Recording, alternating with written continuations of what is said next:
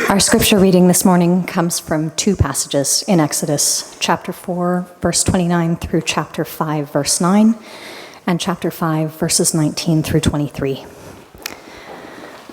Then Moses and Aaron returned to Egypt and called all the elders of Israel together.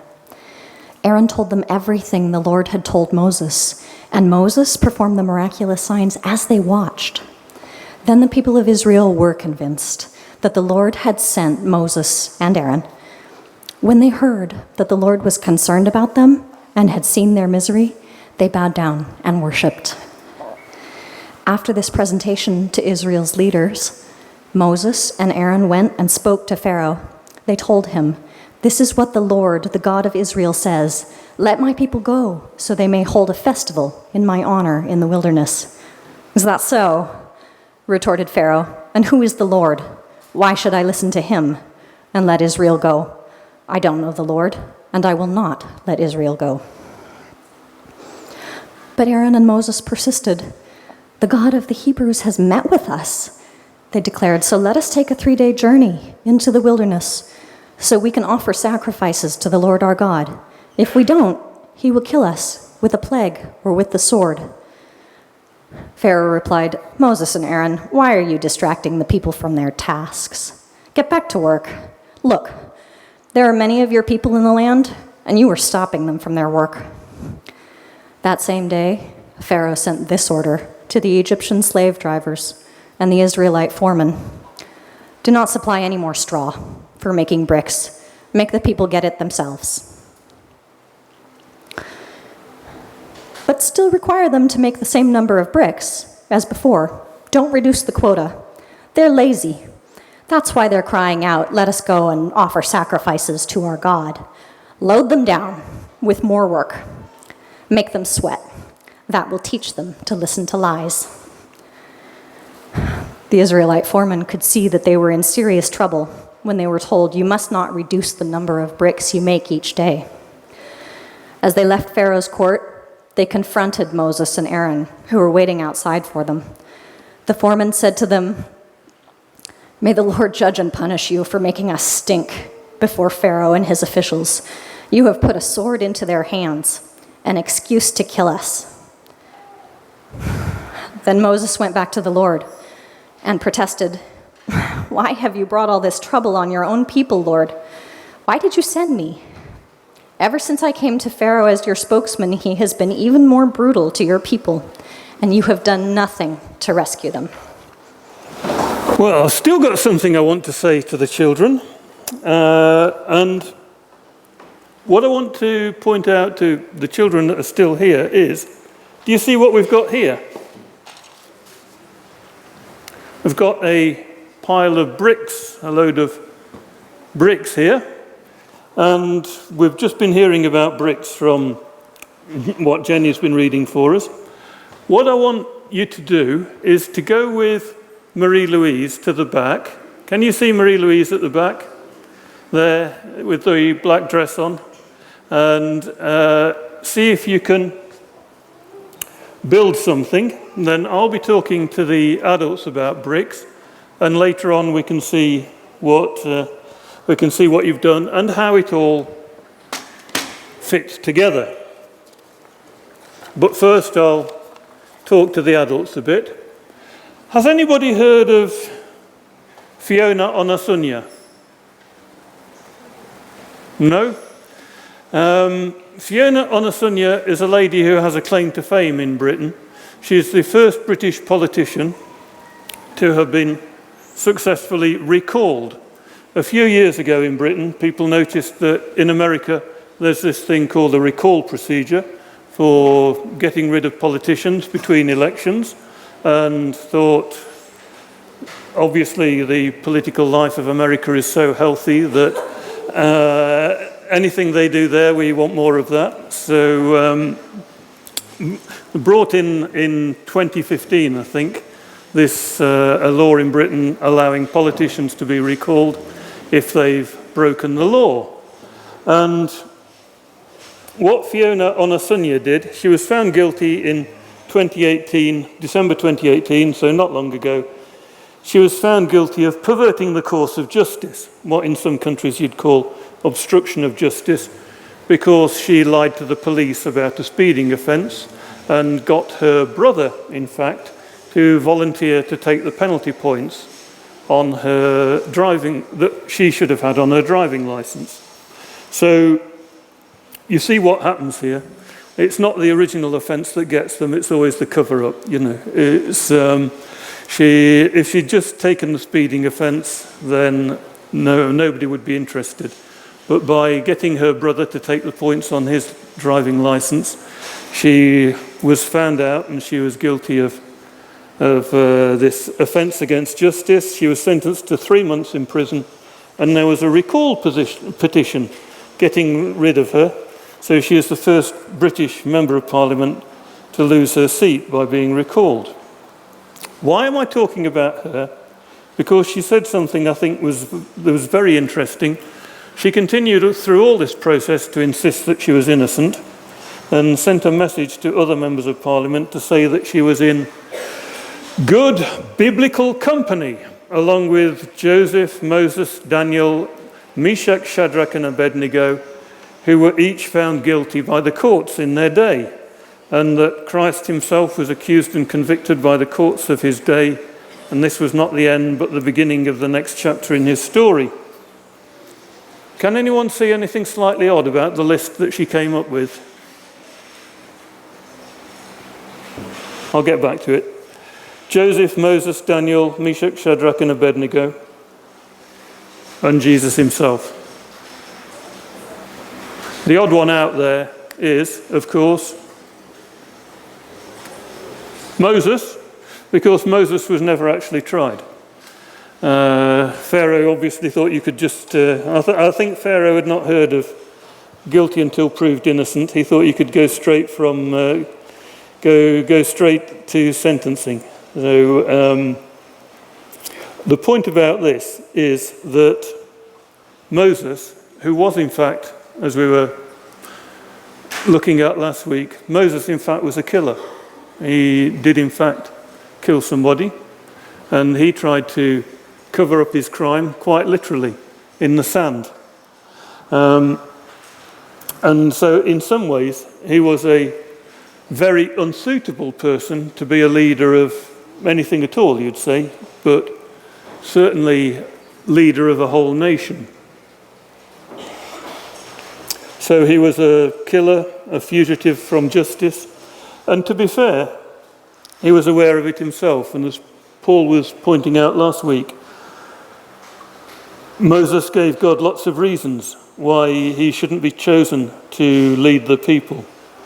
But in a way, that's part of the point, because whatever God wants to have done, he can do it with anyone he chooses. We look at how qualified somebody is. That's not necessarily what God is looking at. God looks at how available they are and where they fit in, and we'll return to that. He expected Moses to work with his brother Aaron, and later on we'll see why that's important. At one time I worked with bricks myself. I had a summer job between my first year and second year at university where I worked in a brickworks, actually picking bricks off the brick press. And the bricks came off the brick press. I had to pick them up and stack them up on a metal pallet. And when I stacked up 300 bricks, somebody came and drove away that pallet, and I started stacking up the next 300 bricks. On a good day, I could stack up 3,000 bricks. It was probably the easiest job to get I ever had, because I just rang up the brickworks and said, could I have a job? And they said, yes, sure, give us your address. And a few days later, a letter arrived to say, we are pleased to offer you a job as a brick press operative, or whatever they called it. And I think even at 18, I realized that even with my limited experience of the world of work, I realized that any job you get that easily is not going to be any kind of picnic, you know. And indeed it wasn't. So there I was, just picking the bricks off the brick press and stacking them up. These were not masonry bricks, they were for building with, they were refractory bricks, so for lining the insides of furnaces and kilns. And that meant that the material is denser to absorb heat. And you know those gloves you can get to work in the garden with, like gardening gloves? I got through a pair of those every day because it was such rough material on these bricks. So I understand a little bit the pressures involved in brick making, but I have to say we were never actually beaten by the supervisors. You know, I think they might make some slightly sarcastic remarks sometimes, but that was as bad as it got. You know, they never got the whips out and started beating us. So I really like the dynamics in this passage that we have today. You've got the different actors here: Pharaoh, Moses and Aaron, and the Israelite overseers. Each person has got different pressures. Each person's got different ideas, especially about who's really in charge here. And Pharaoh is in absolutely no doubt that he is the man in charge, and what he says goes. And the Israelite overseers, the top men, they have the same idea as well. They think it's Pharaoh who's in charge. What he says goes, that his opinion is what counts. Pharaoh is not at all interested in God. He thinks that what Pharaoh wants, decides, thinks is what's important. But Pharaoh might not be interested in God, but God is interested in him. And that is what is far more important. So the overseers think the problem here is that Moses and Aaron failed to understand who's really in charge, Pharaoh. And so they think Moses and Aaron have led them out on a limb. I don't know about you, but the people I find it easiest to identify with in this story are the Israelite overseers. We don't even know their names, but we know what they thought. They were like the middle management. They were really caught in the middle. They've got a disgruntled workforce under them. They have the Egyptian slave drivers to answer to. They also have the elders, who are different people, to answer to. And they have Moses and Aaron. I'm sure they want to say to Moses and Aaron, these visions that you have in the desert, they're all very, very well, but they don't help me make a single brick. They don't remove any difficulties. But you know, God very rarely just removes our difficulties. Mostly he gives us the strength to get through them. Pharaoh, in this story, he has an easy explanation for everything. It's just that he's surrounded by idiots. You know, he thinks the problem is that he's surrounded by these lazy, skiving, useless subordinates. Is skiving like a word you understand? Is that a Britishism, or is it a word that you would skiving a word that but you understand perhaps what I mean? It's just somebody skives if they don't do what they're supposed to do, if they don't get on with the job, and that's what Pharaoh thinks is the problem here.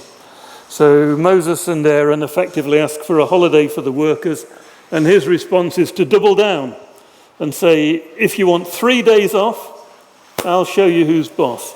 Instead of a holiday, you can stay on the job and you can just work harder. You can make the bricks, but I'm not going to give you any straw. So Pharaoh thinks that making the Israelites make bricks without straw is only getting them up to the levels of productivity that they should have been at all along. I don't know how many bricks they were expected to make and what was reasonable, but think about what we do know. And if you think a little bit about the temperatures we've had this week. We got up to 39.3 Celsius on Thursday, a new Luxembourg record. If you think this is outdoor work in Egypt, involving fetching and carrying heavy weights, including water, so the straw is a binding agent. What you had to do was to get mud, sand, water, and some organic matter. Chaff would be good, but chopped straw was good as well. And tread it together. So tread it together to make a sort of muddy mixture. So I did think of getting the children up to do that, actually, but I think we might have had a bit of discussions with the clean-up team, I think. So but it's clearly hard physical work in the heat of the day, and I don't suppose it would ever have occurred to Pharaoh to act as a kind of undercover boss and try out brickmaking for himself. I think he just decided that he knew how much was involved, and I suspect it was rather harder than he imagined. Moses started out by being worried about what people would think about his message, the way he delivered it, whether his voice was right. He came to the point of realizing that what was most important was what God thought about him. There's one point in chapter 4 of Exodus where Moses prays the prayer that I'd like to say that God is least likely to grant. Please send somebody else to do it. But in fact, on this occasion, and it just shows that God doesn't always do as we expect, on this occasion, God actually did grant the prayer in a way. He told him, you have your brother who's going to work with you and help with you and be effectively the front man. And Moses asked God, why have things got worse instead of better? And do you know, I don't think God minds this. And I was very pleased. Logan earlier said, this is something that God doesn't reproach us for doing. We have examples right through the Bible. When I was researching for this message, I found some commentary on the internet that I didn't agree with. I found somebody who was like wagging his finger at Moses for questioning God. Somebody said he should have had faith and just put up with it. But I think that sounds like somebody who really needs to get out from behind the keyboard a little and live in the same world as the rest of us. Life is difficult. It's not easy to understand a lot of things. You can almost open the Psalms at random and find somebody saying something like, why is this happening to me? And one example is the call to worship that we had earlier. I think some of you have heard me say before that if you can point at somebody and ask and think that that person that you're pointing the finger at has a much easier life than you have, that it's somebody who has it easy, I think I can show you somebody that you don't know very well. If when you get to know people and get to understand how their life is, I think you find that most people have a more difficult experience of life than appears on the surface. Here Moses gets frustrated and says to God, you haven't rescued us at all. Things are getting worse instead of better. When are you going to come into action and rescue us? Well, it's true, God hasn't. Not yet. Sometimes you have to keep plugging away. Moses himself is an example of this. God kept him in the desert looking after sheep for 40 years. The 40 years before all this took place, Moses has basically been looking after sheep. And God keeps his promises, but not always on the time scale that we want.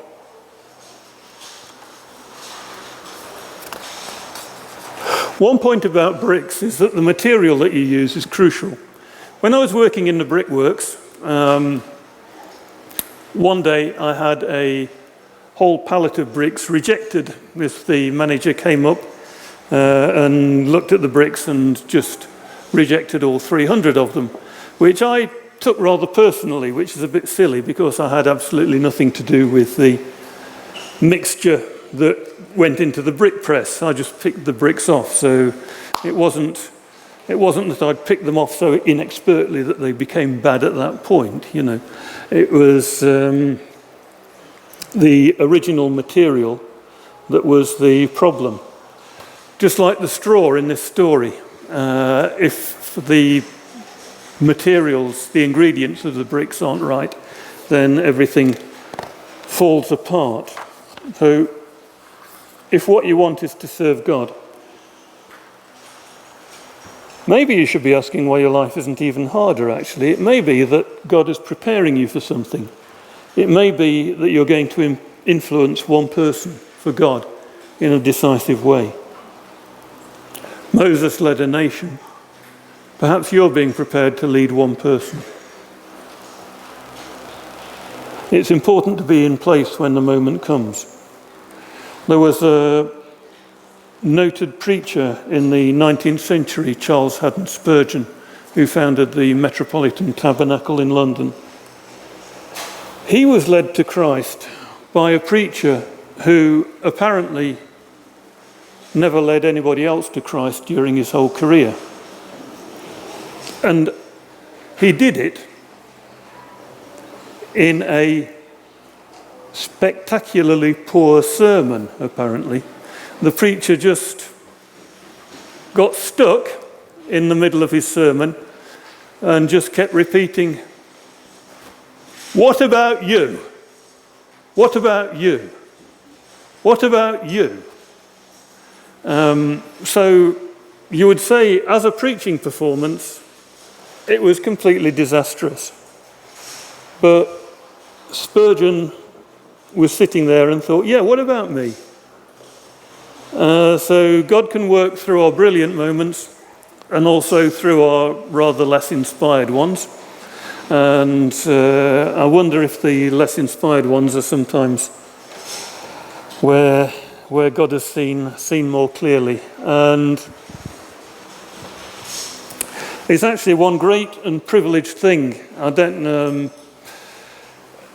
about being asked to speak in church. It's not like speaking anywhere else, because sometimes God does something very special through preaching. It's what he's ordained for his word to be spread. And sometimes somebody will come up to you 6 months later and say, you know, what you said really spoke to me. And they'll be referring to something you can't even remember saying. It perhaps wasn't very important to you at that moment, but the Word of God is living and powerful. If you let it out into people's lives, there's no telling what can happen. We have to work with others. You know, a single brick, like the one I have here, a single brick is not much use. In fact, I would say pretty much all that you can do with it is to use it as a weapon. Yeah, that was actually... Yeah. It was, sorry. I just want to point out for, health and safety purposes, this was not actually a very dangerous brick, So, but my point is that nobody is much interested in a single brick. I'd like you to look at this picture. This is the Stadshus City Hall in Stockholm. It's actually... Would you like to hear a Swedish joke? Yeah.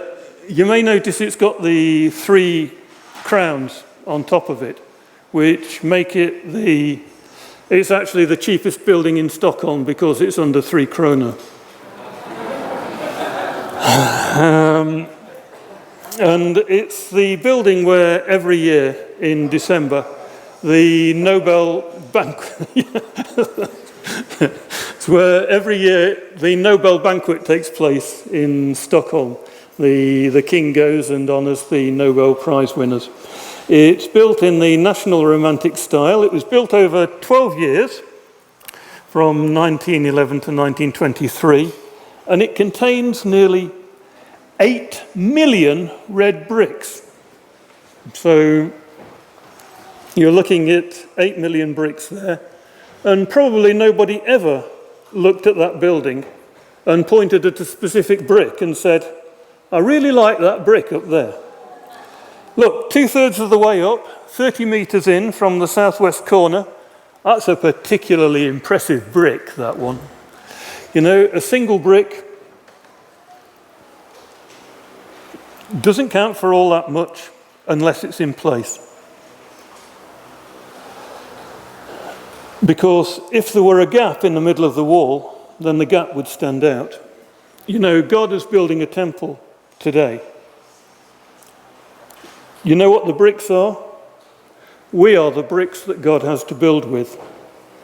There's a function that you have to fill, perhaps in this church, perhaps in some other church. Only you can do it.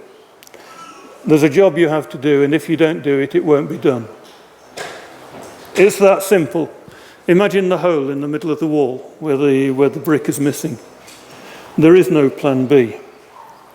It says in Ephesians 2, consequently you are no longer foreigners and aliens, but fellow citizens with God's people and members of God's household, built on the foundation of the apostles and prophets, with Christ Jesus himself as the chief cornerstone. In him the whole building is joined together and rises to become a holy temple in the Lord. And in him you too are being built together to become a dwelling in which God lives by his Spirit. Any building takes the form it takes because of its purpose. So this building here that we're in now, you wouldn't criticise it for not being a comfortable place to sleep in, because that's not its purpose. You wouldn't criticise your house because there's nowhere where you can get together 300 people. Well, perhaps some of you have houses with rooms for 300 people, I don't know. But for most normal dwelling houses, that's not its purpose. The point of the temple in Jerusalem was to speak of God's presence. Only presence counts, as many here will understand. Not even Skype replaces having the person you love physically present. So, what I want you to take away today is we are being built together, built up and being built together.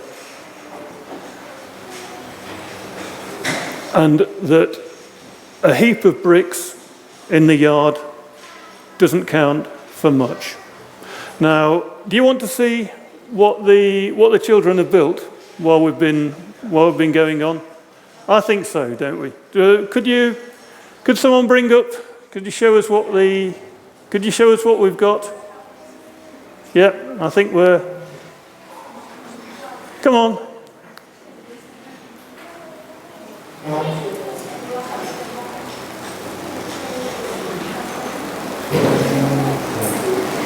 So I think there's been quite a lot of construction going on, actually.